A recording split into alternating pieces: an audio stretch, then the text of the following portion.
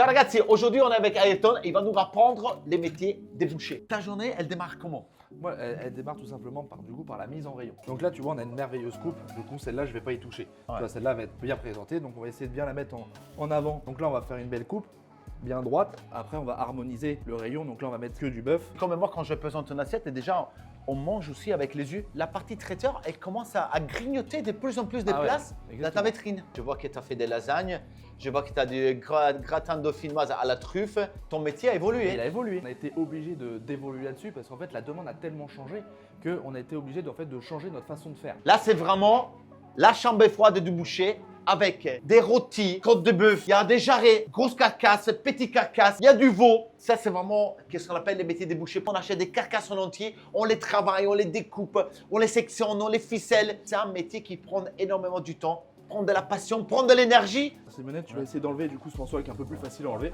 Toujours on désosses de haut en bas. En fait, moi, c'est mon grand-père qui a complètement commencé dans cette branche de la boucherie. Et si par exemple, on n'a pas la chance justement d'avoir une famille des bouchers, Bien sûr. et on veut devenir boucher, on fait comment? Les études, c'est des études qui durent 2 ans, donc on a un CAP qui dure 2 ans, qui peut suivre sur un BP, qui n'est pas obligatoire, qui dure 1 an. Donc après, on peut faire une formation en 3 ans pour être boucher qualifié. Après, bien sûr, pour être boucher qualifié, il ne faut pas que 3 ans, il faut au moins 8 ans pour être vraiment bon de A à Z et tout comprendre. Métier des passions. Voilà. C'est quoi qui te plaît le plus de ton métier? C'est vraiment la reconnaissance du client quand en fait tu l'as servi un week-end. Il va revenir la semaine après et dire Ayrton, j'ai passé un super moment, ton morceau était extraordinaire.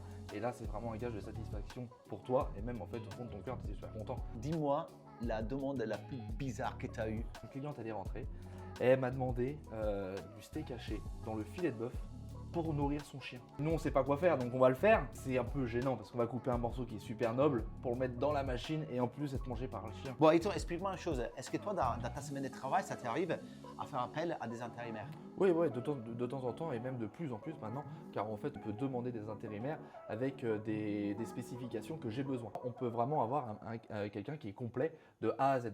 Et puis pour eux aussi, ce qui est intéressant, c'est qu'en fait, les intérimaires, ils peuvent aussi gérer leur emploi du temps un peu comme ils veulent. Bon, là, Simonet, il est 8h30, va falloir qu'on ouvre la boutique. Et le premier client, c'est toi qui le sers. Allez, vamos. C'est parti. Bonjour. 2 petits steaks, s'il vous plaît. 2 petits steaks. En épaisseur d'à peu près, tu dirais 2 cm, 2 pièces de 200. On est à 425 grammes. On va emballer. C'est pour vous. Passez une très bonne journée. Bon appétit. Merci beaucoup pour cette journée incroyable. J'ai tellement appris de ton métier. Laisse-moi te régaler maintenant avec une vraie carbonara.